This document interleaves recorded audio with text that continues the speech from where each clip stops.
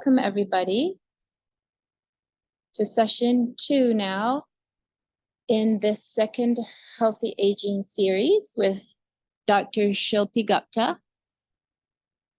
We're very happy to have her back, and today in this session, I'm just admitting more people here. In this session, she will be talking about optimal sleep. Dr. Shilpi Gupta is a research scientist with a background in cancer biology and innate immunology. She specializes in science communication, writing, and education.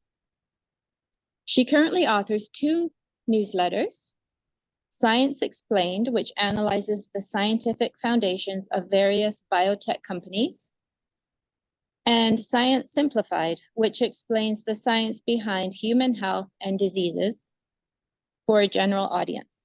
Additionally, she founded the Curious Minds community to empower individuals with science-backed tools and techniques that can be utilized to enhance both mental and physical well-being. And I am recording today so that people who are not able to attend will be able to have a look on our YouTube channel later on. And so I'm going to turn it over to Dr. Gupta now. Thank you for being here. Thank you, Sequoia, and so good to see you all. I see familiar faces. So good afternoon, everyone. Hope everyone is doing great. And this is our second talk of this series. I will have a little bit background about biological clocks. So those who haven't attended the first talk, you will know what I'm talking about and what this series is about. So you are not going to miss out anything. And I think we also have a recording of the first talk, which will be available to you at the YouTube channel, so you can go back and look. So today we are talking about leveraging circadian rhythms for optimal sleep. This whole series is designed to align your biological clock. This is a 5-part series, and we will be discussing science-backed techniques to harness our biological clock for enhanced well-being. So thank you for being here today, and I'm really looking forward to making this session an enjoyable and informative learning experience for you all. So Sequoia did a really great job in introducing me, but I just want to take a moment to let you know ways you can connect with me. You can visit the website. Here is the website details, and there will be events which I'm doing, so you can follow up there. You will also get information about the two newsletters, which are free to subscribe, and you can do that. And if you have any feedback or comments or suggestions, you can always write to me at my email ID is here. And I read every email and make sure to reply to each one of them.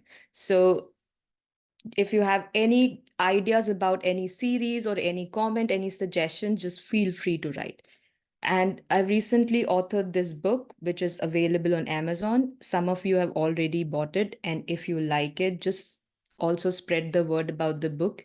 It's accessible material, which is good for starting point of healthy aging. It has 10 chapters, and we have done a series of it with Circle of Care and also with the Vaughan Library. So let's begin the series. The series aims with the idea that good health is the foundation of success.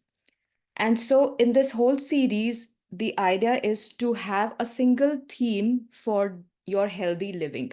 So this theme revolves around clocks. And clocks, we know, are so beneficial for us to tell the time. Our routine aligns with the clocks. And now we know that it was already known that we have internal clocks as well, biological clocks or internal clocks. But the significance of these biological clocks for our health is something very recent. And now we know that we should not only focus on what you should eat, what not you should eat, what kind of exercises you should do, what not. So the focus is to shift the what and what not from now to when. So it's time to consider when.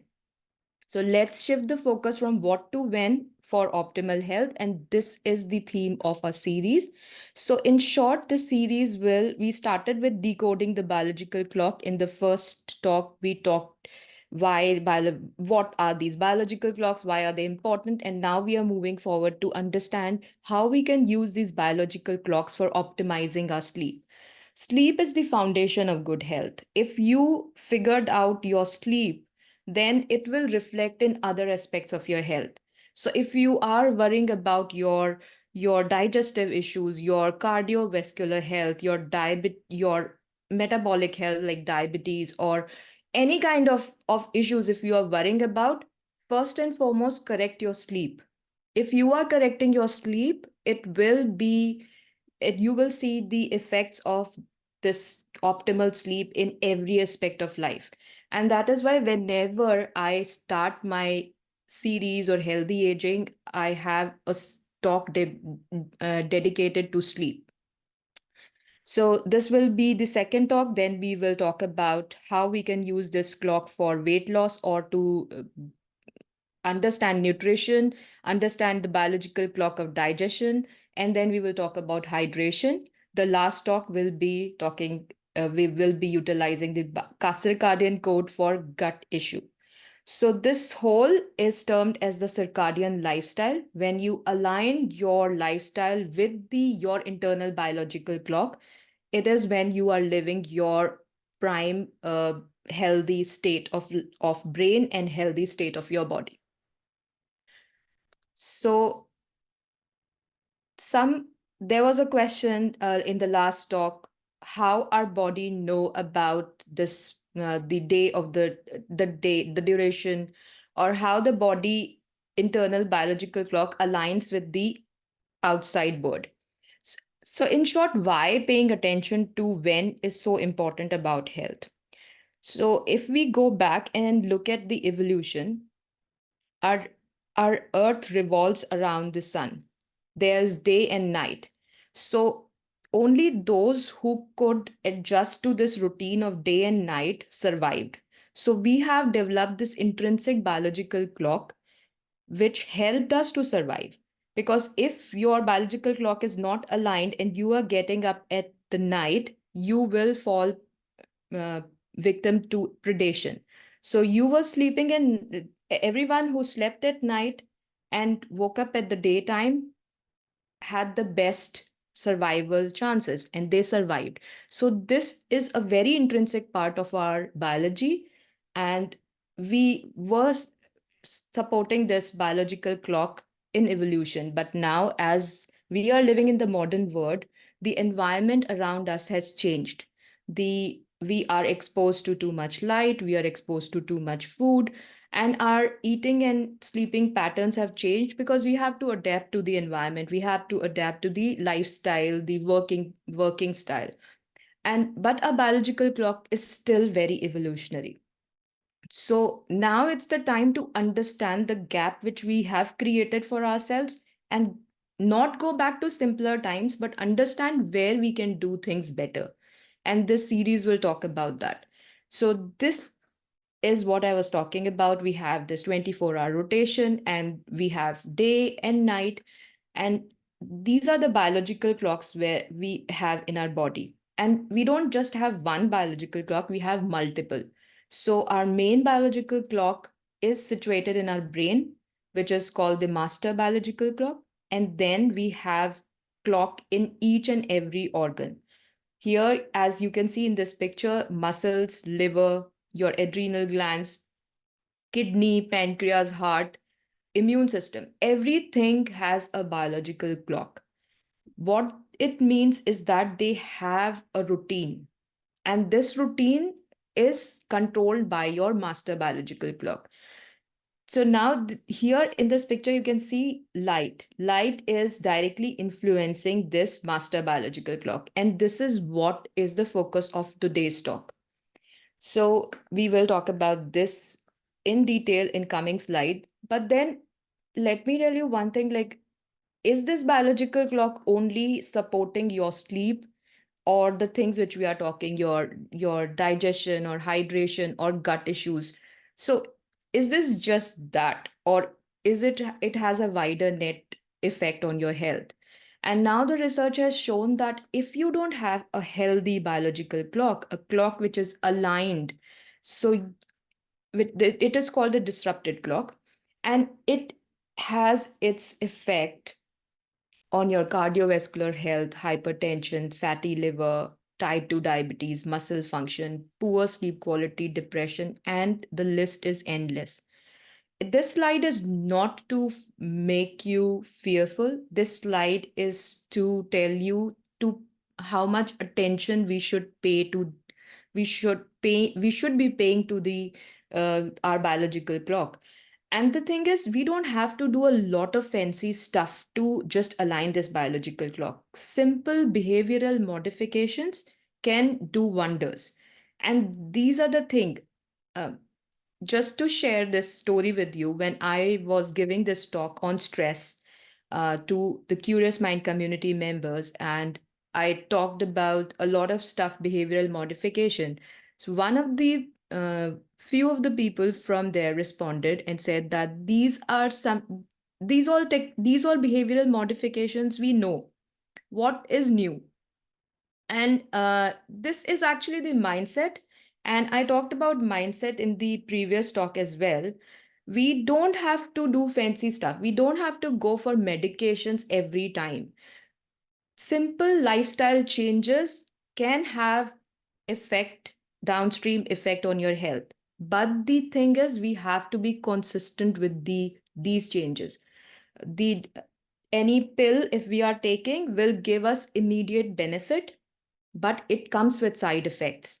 When we are doing a behavioral modification, it is a consistency is the key. You will get the benefits, but it will take time. But the good thing is it doesn't have any side effect. And if you correct one thing, it is helping you to correct others as well. So this is the mindset which we need to take if we need to inculcate these behavioral modifications in our life for our healthy health. So if I have all of yours attention now, let's go into the topic, why care about sleep? Why is sleep so important? We spend almost one third of our life sleeping, and sleep is crucial for restoring, rejuvenating, and repairing both our bodies and mind. So when we are sleeping, it was considered as a passive state of sleep. Like we are sleeping, there's nothing going on. For a long time, we didn't knew the benefits of sleep as well. So when we are sleeping, actually, our mind is quite active, our brain is quite active, and we are going through stages. So as soon as you sleep, you go into that drowsy state, which is called the stage one, and we emit different waves of brain waves when we are sleeping, and we are doing different kind of physiological processes when we are sleeping. So it starts with stage 1, and then you go into stage 2 where you are releasing theta waves. I don't want to go into details, and it doesn't help you. This slide just tells you that our sleep is an active phase, and it consists of multiple stages. So we complete this whole stage 1, 2, 3, and REM, which is the uh, random eye movement stage. This whole 4 stages constitute one sleep cycle, which is 90 minutes. So when you are sleeping for 7 to 8 hours, you are actually going through this 3 or 4 stages of sleep, 3 or 4 complete cycles of sleep. So when these cycles, the first 4 hour window, which is the first 2 or 3 cycles, is your critical window where you neutralize the urge or to sleep or tiredness you feel before going to bed. So in the day, we are spending energy for doing things, and sleep is the time for restoring that energy and to rejuvenate and to repair things. So the first 4 hour is where you will recover from that tiredness of the day.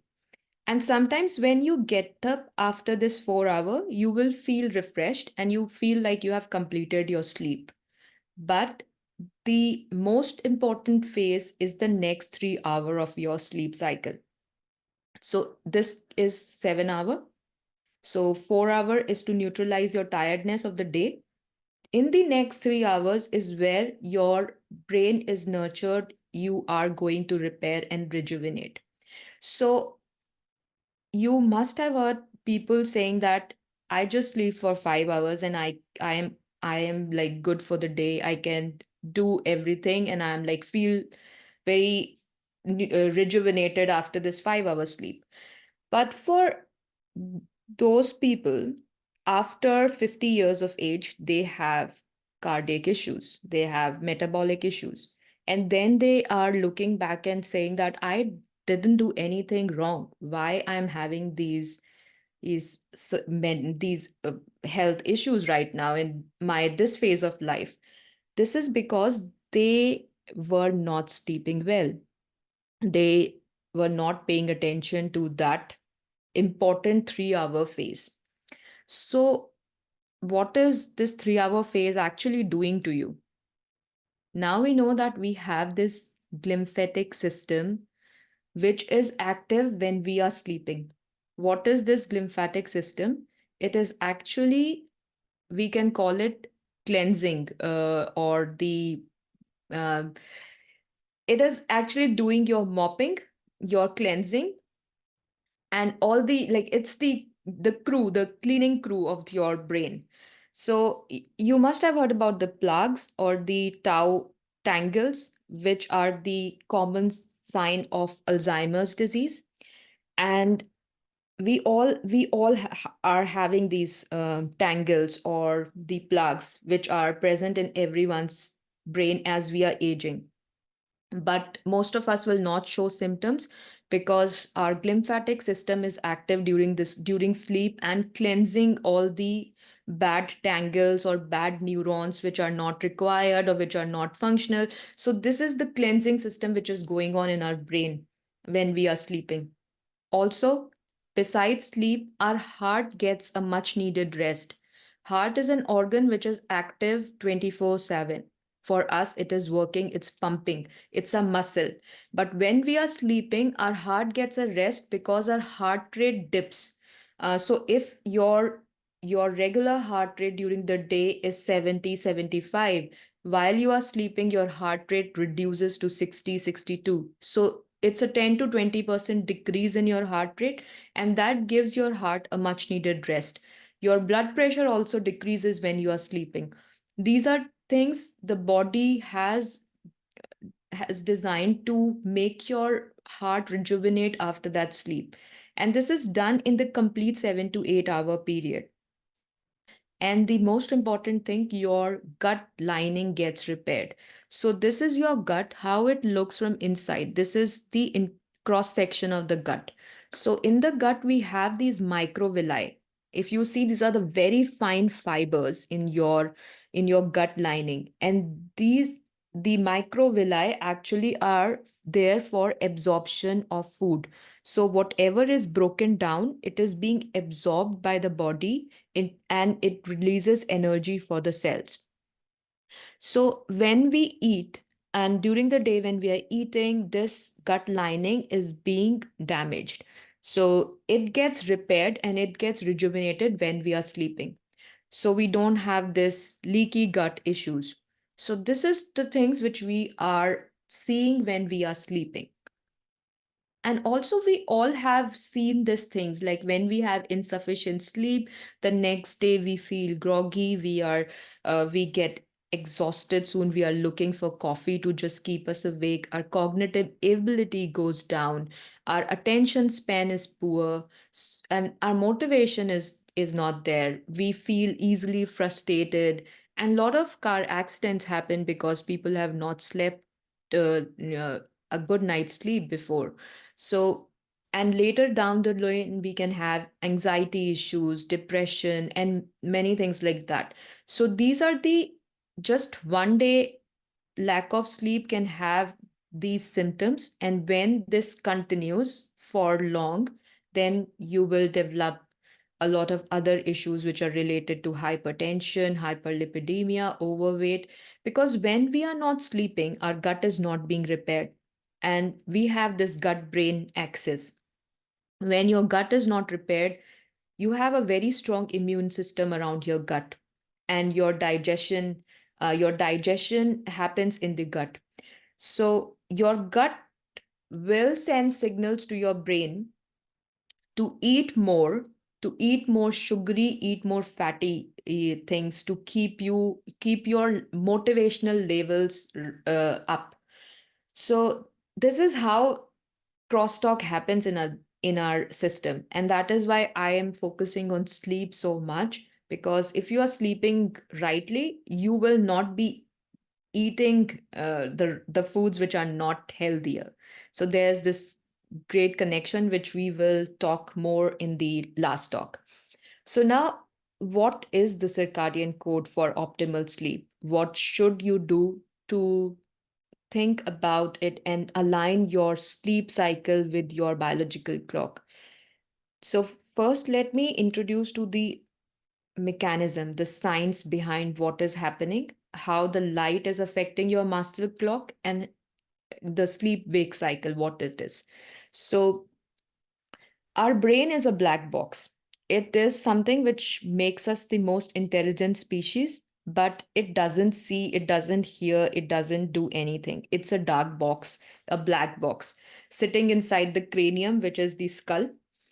It helps the other sense organs, eyes, nose, touch, our smell, everything. It helps us to take the signals from the environment and relay it to the body. Brain takes it and relay it to the body, and then its internal signals are also relayed back to brain, and this is the crosstalk happening.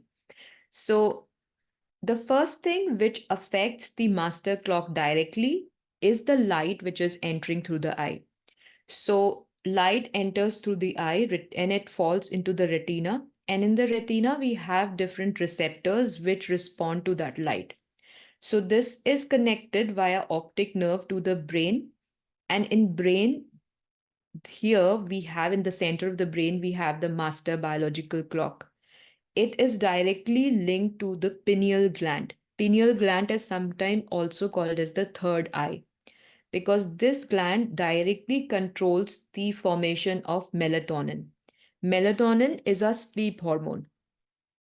So when we see light, the bright light or the blue light, our eyes send signal to the brain that it is daytime.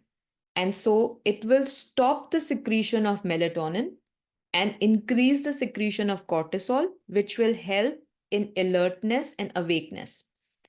And the reverse happens when we have reduced blue light and orange light during the evening time. It will relay the signal that it is a time for bed.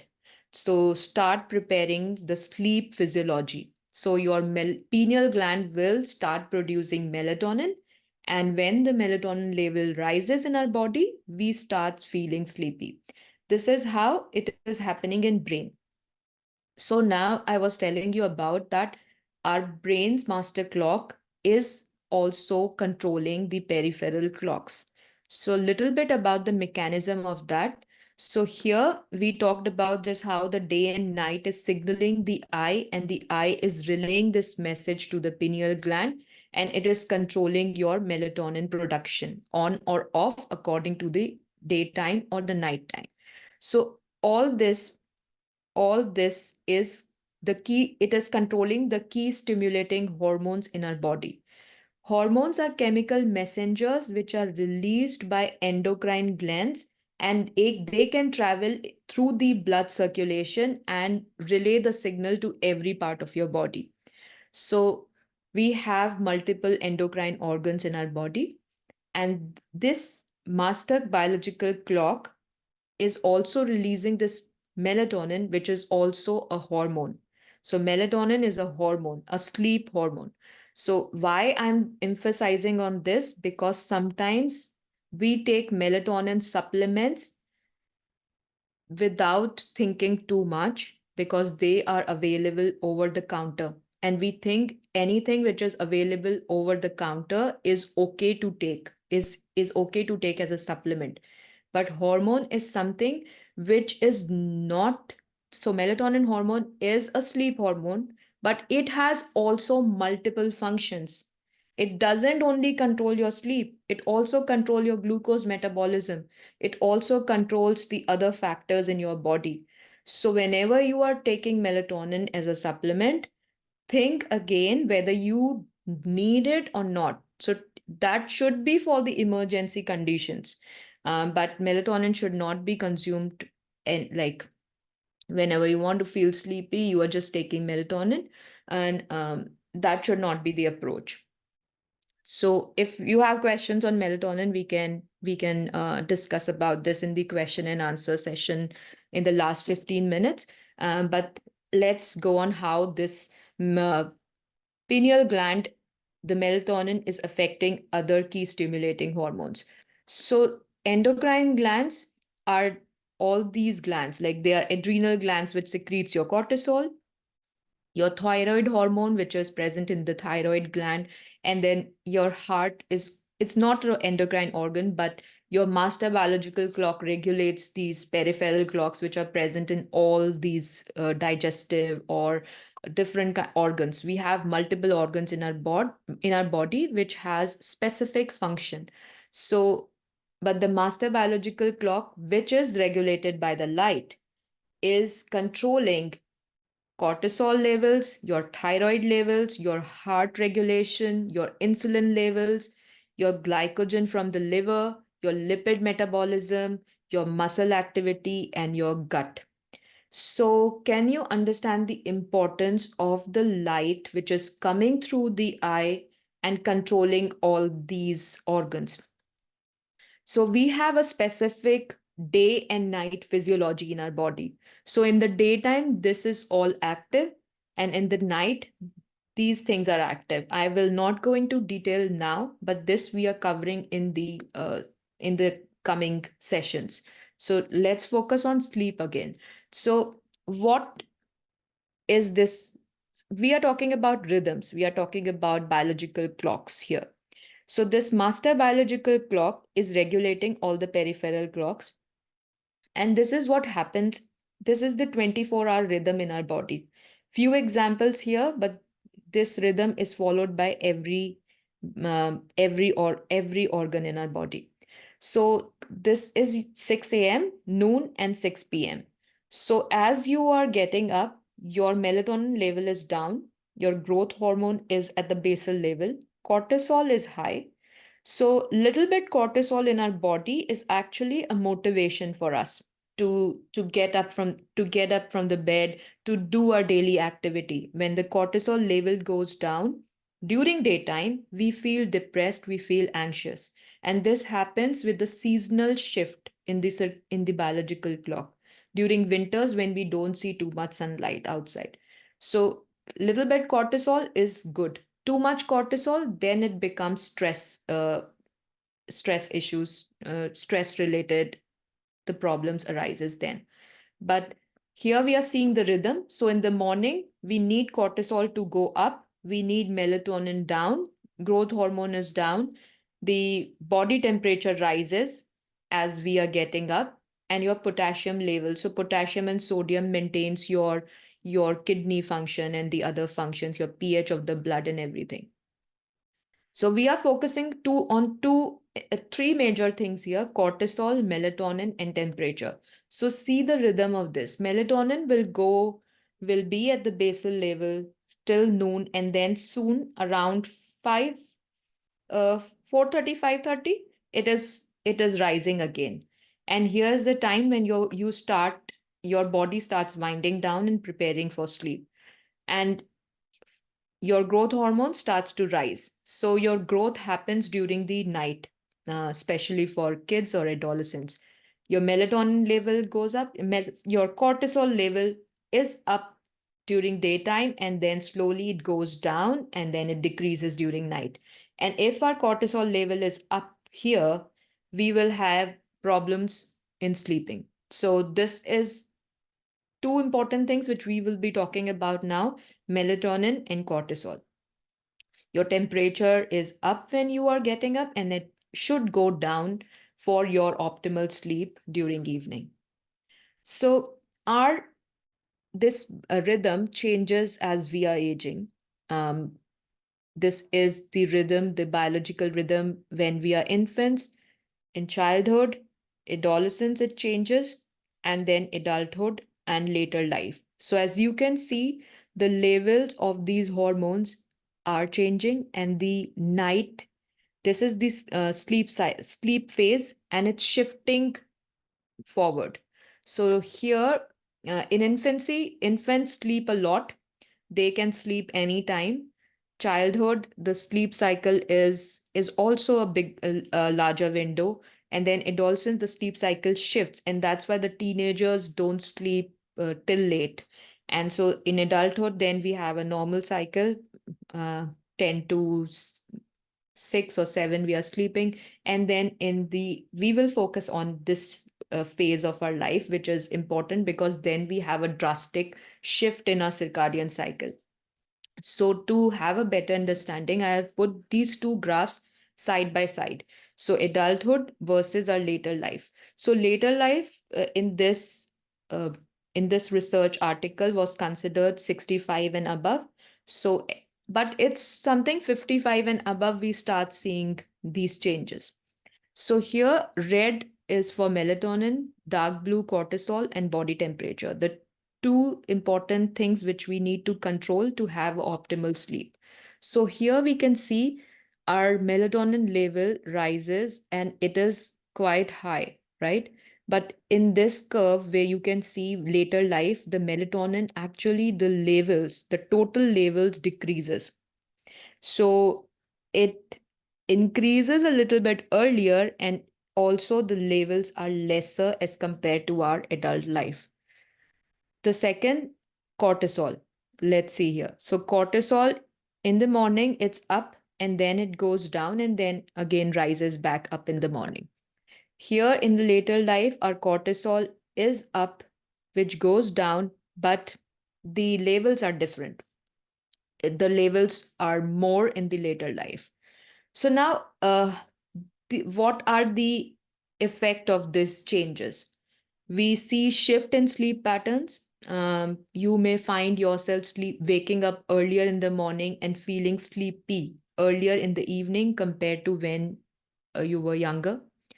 And also, aging is associated with decreased deep sleep. So the amount of deep sleep or the restorative sleep decreases, and this can lead to more fragmented sleep and a greater likelihood of waking up at night.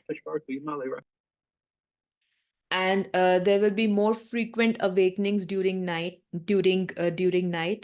and daytime napping. You will feel more sleepy during the day. And when so these are the changes which will happen and which you can see in your later life. So now, how to align your habits with the new sleep wake rhythms? So let's talk about how much sleep you need. So according to the Sleep Foundation, recommended sleep for adults 65 and above is 7 to 8 hours of sleep. But anything 9 hours sleep is also appropriate. 5 to 6 hours sleep is also good. But anything more than 9 hours or less than 5 hours is not good. And if you are in these two windows, you should think about your circadian rhythm is not aligned, or there's something other um, comorbidity which is affecting sleep. So light is important because it's directly regulating your master biological clock, and what we should do is let the right light in at the right time of the day. What I mean by this is morning is the time when you need bright light or sunlight in your eyes to signal your brain that it is daytime. Few things which you can do: view sunlight within 30 minutes of waking up. And morning light will signal that it is start of day, and then your physiology will be set up according to that. It also increases your focus and alertness, and it is a natural antidepressant. It helps your bones to be healthier because it will increase vitamin D production in your body. So 30 minutes of sunlight during the daytime is very important. And when you have overcast days, increase the duration of your exposure to your light. So you don't have to be out if that is a limitation. Just find a seat near to the window where you can sit, read your newspaper, do something, and enjoy the light. And first hour of your waking up, don't eat anything because your digestive system is still kicking in. And that we will be talking about in the coming talks, why it is important not to eat in the first hour. So this is the light and daytime light routine, and in the nighttime avoid bright light or anything blue light, because the blue light, as I was mentioning before, blue light will signal daytime and it will reduce the melatonin production. And we know that when we are getting older, our melatonin is actually very low, so we need to have this contrast, very bright light and dim light, this contrast to signal our brain that daytime, nighttime. So this I was talking about, we have receptors in our eye which can sense the blue light. Blue light falls in this, and this is melanopsin which senses. And the funny thing is, when we are actually sleeping with our eyes closed and somebody switches on the bright light in our room, our eyes are actually capturing that blue light and signaling the brain that time to stop melatonin. So it can disrupt your sleep even when your eyes are shut. So that is important to understand, that it's not like rods and cones in our eye. The melanopsin is so strong and it can sense blue light so easily that even with your shut eyes, you are activating the response in your brain. So if that's your habit of using your mobiles or laptops in the evening, we have a night mode. All of you might have a night mode uh, in your devices. So this is how you can do. Android or iPhone or in your laptop also, you will have a night mode setting where you can activate the night mode. So this is the blue light. When the blue light or the night mode is not activated, your phone will look like this. And when the night mode is activated, your phone will look like this. So it is more of the orange and red light, which is soothing for our eye, and it is not activating it is not disrupting the sleep wake cycle. The other thing is blue filters, right? We all have these blue filters suggested by our opticians to have the blue filters in the eyes. So I have just recently written this post in the Science Simplified newsletter where I have decoded whether we should opt for blue filter lenses or not. To summarize here, I should say that blue filter lenses, if you are opting for blue filter lenses and you are using these eyeglasses throughout your day and evening, so when we understand the importance of blue light in the day, during the daytime, do you want to block the blue light coming into your eyes, wearing those lenses? So you have to be careful about that. Blue lenses are good. Blue filter lenses are good, but only in the evening, not in the day. And if you are okay to opt for two eyeglasses, one without blue filter, one with blue filter, and then have this is changing your glasses every time. If that is okay with you, then go for it. If not, then try to opt for different choices. Go for this night mode activation thing in your phones or laptops or anything devices, or have blue filter for your laptops is available in the market. But don't just go for that blue filter lenses and throughout the day and evening you are wearing that. You are actually not letting the blue light enter your eye during the day, and it will disrupt your circadian rhythm. So be careful about that. If you want to read, you can go and subscribe to the newsletter, and it's free you can understand, I have detailed the whole thing there. So also choose your lights wisely. If you have a lot of overhead lights, these are good for overcast days during the morning, but these lights should not be switched on during evening. We need a contrast, day and night contrast. You can go for some floor lamps which has like the covering and directly light is not coming in your eyes. And if you want to do some work, table lamps are a good option. So I will sum up soon, like 2, 3 slides more, and then we can open up for questions. So this was all about melatonin and then how to control your cortisol. We don't need cortisol up when we want to sleep. So we need to manage our stress. And managing stress is you can have a bedtime relaxation routine, anything which works for you. Um, Deep breathing is a good thing. A little bit yoga relaxation is good. A warm bath is good, which will help to regulate your temperature as well. So, and the most important thing is have a regular routine of sleeping. So your body and your brain is actually following a clockwork. So if you are sleeping at 9 p.m. or 10 p.m., sleep in this window plus minus 15 minutes. So your brain is is actually following that routine, and brain knows when you are sleeping because it prepares way ahead. If you are sleeping at 10, your melatonin production starts in your body around 6. So be careful about that. That 6 to 10 p.m. window is where you need to have the cortisol levels down. So stimulants is one thing, and stimulants are something which can disrupt your sleep. They are caffeine, alcohol, nicotine, and caffeine is present in your coffee.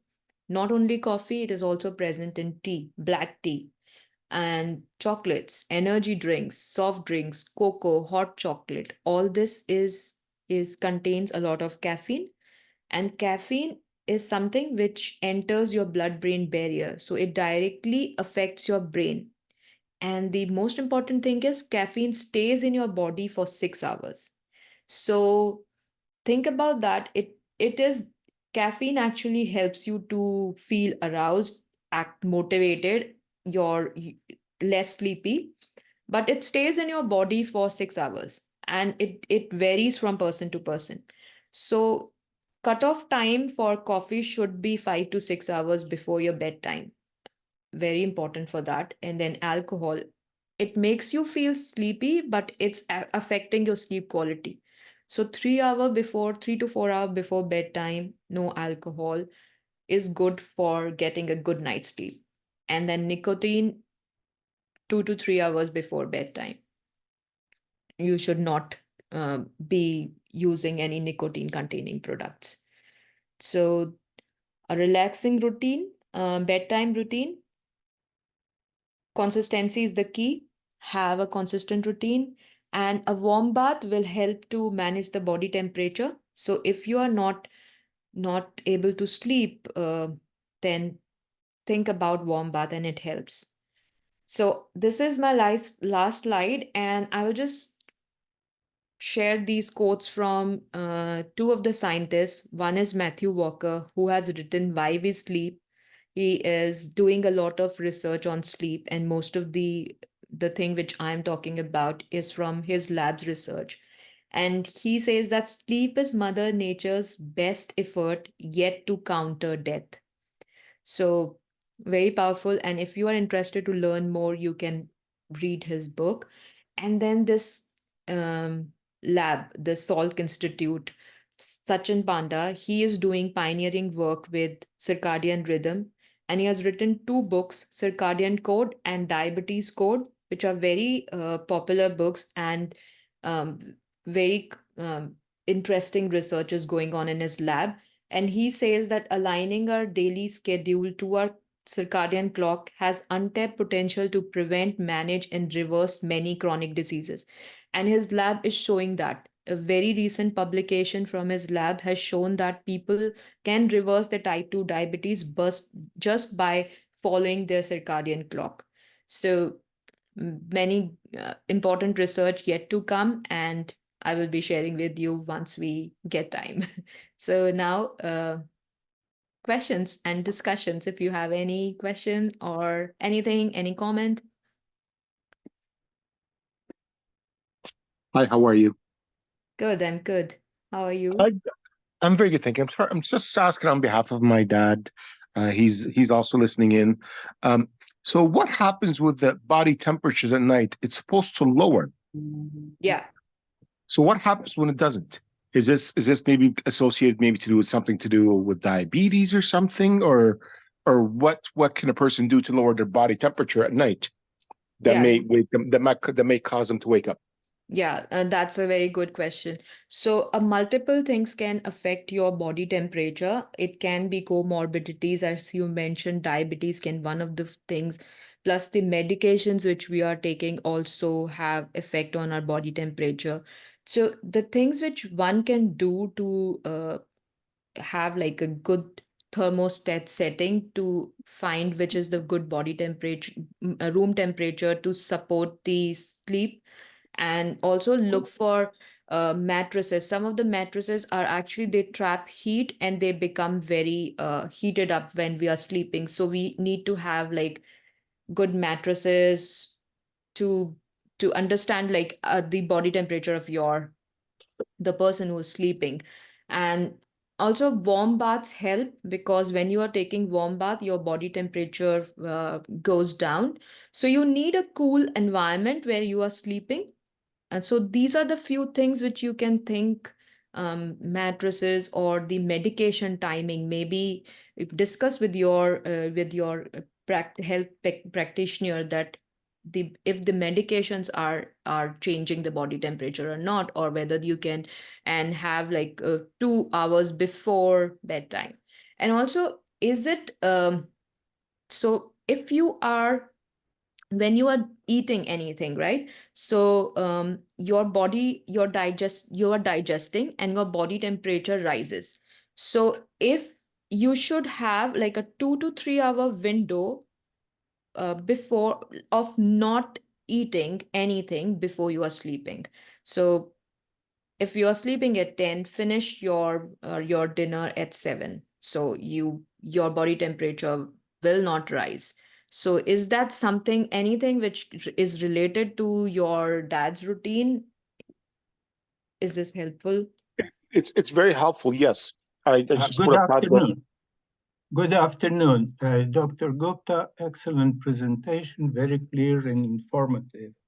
Thank you, Now, Isaac. I'm aware of the importance of sleep, and this is the only thing that I'm measuring on my Apple phone. And I do care about the temperature where I sleep, the nutrition, not to eat too late, walk a little bit before, after dinner in order to help with the digestion. I take a warm bath, and I do go to bed in pretty regular time around 10 o'clock. And I do wake up at about 4 to 5 in the morning, cannot fall asleep again. Yeah. Sometimes I take melatonin, but not always does it help. And only at that time, not always does it help. So between 5 and 5.5 hours at night is something that happens very regularly with me, and I'm concerned because that is the best time for cleaning the brain. Mm-hmm. Yeah. So let me get it again right. So you are sleeping at 9. Yes. Yes. I'm falling asleep around 10 o'clock, 11 o'clock. Go to bed around 10, fall asleep around 11, and wake up at between 4 and 5 and cannot fall back asleep. And I do take care of all the things that you have mentioned before, nutrition, temperature. I open the window at night, so the temperature in the room is always below 21 degrees, but at night goes further down, and still I cannot fall asleep after Okay. 5 Okay. Uh, a.m. Two few things which I can mention. You are doing everything right. And I applaud you for that. If sleep is one thing you should be focusing on. So don't focus too much on why you are not getting back to sleep after 5 p.m. So one thing where you are doing everything right, okay? So maybe you can start going to bed a little bit early because you need 2 hours to sleep, right? So you are falling asleep after 2 hours of going to bed, Yeah, I do right? start preparing. Yeah, you start preparing. I And do also, start preparing before. yeah, Isaac, one thing, when you stress too much about why you are not going back to sleep, and that is the time when our cortisol starts rising, and what we can try a lot of things, it will stop us from going back asleep. We need to do something very boring stuff when we want to go back to sleep, right? Stop looking at your watch when you have woken up around 5 or 4 and you want to go back to sleep. Stop looking at your watch. Stop. I'm not Yeah. looking And forward. also I'm think doing all about that. very boring stuff, or do some kind of activity and then go back to sleep. Maybe read a book. Don't think like if I'm you're doing exactly that. I'm taking a oh, book, usually a boring book, to fall asleep. okay. Yeah, I Yeah. I then don't know what else can I try. maybe is it some of them some like, oh, I have to think for you. You have tried Okay, everything. Yeah, I will think about think about it. yeah, I will think I about it because yeah, whatever the ideas I have shared, you have already tried. yeah. I'm taking sometimes melatonin with magnesium, a small amount of magnesium. When you are taking magnesium, at what time? And At melatonin. about if I cannot fall back asleep at 4, then I take the melatonin with magnesium, about 3 milligram Mhm. magnesium, 180 or whatever is of magnesium. Yeah, it will melatonin and magnesium doesn't work instantly. You have melatonin or magnesium should be taken before your dinner time to have effect on your sleep. So maybe try doing that.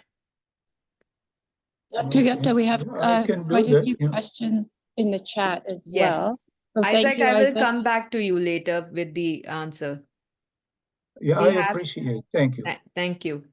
We have Okay, some, thank you. Yeah, we have, okay, so there's a couple here. What about eating nuts like walnuts before bed? And another one is, are short naps of 30 to 40 minutes helpful or detrimental?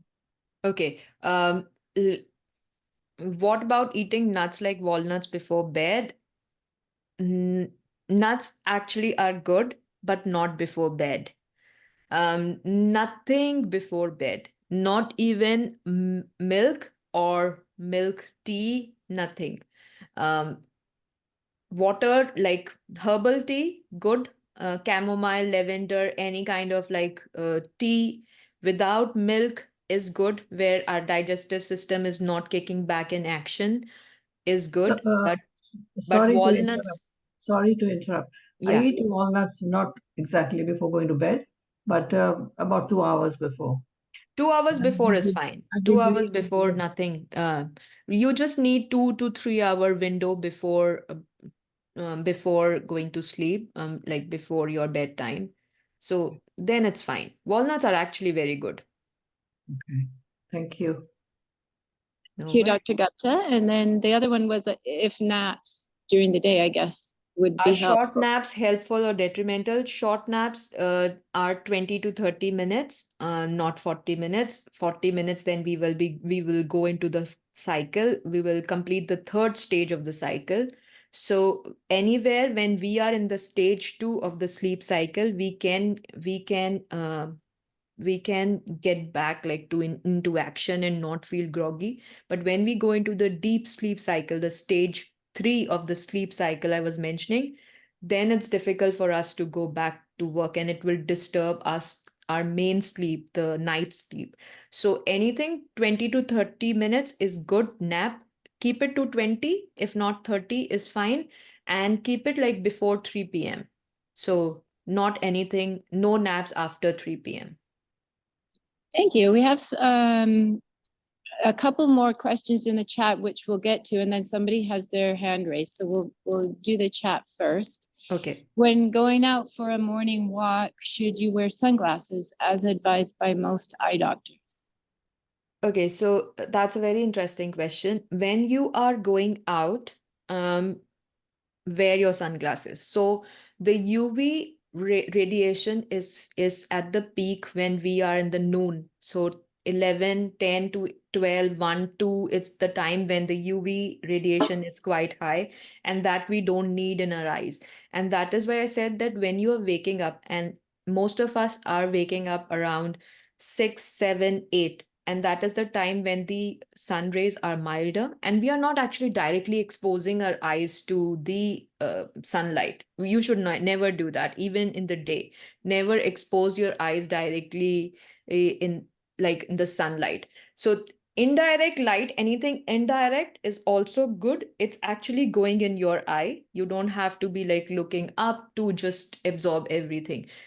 Better you are not wearing glasses is good. You are not covering yourself up too much, wearing some like sleeveless t-shirt or weather appropriate and everything like taking care like culture appropriate. If you are, so you are exposing also your skin to the sun, so vitamin D will be good, but not direct exposure. And yes, wear your sunglasses if you are out during the peak UV radiation time.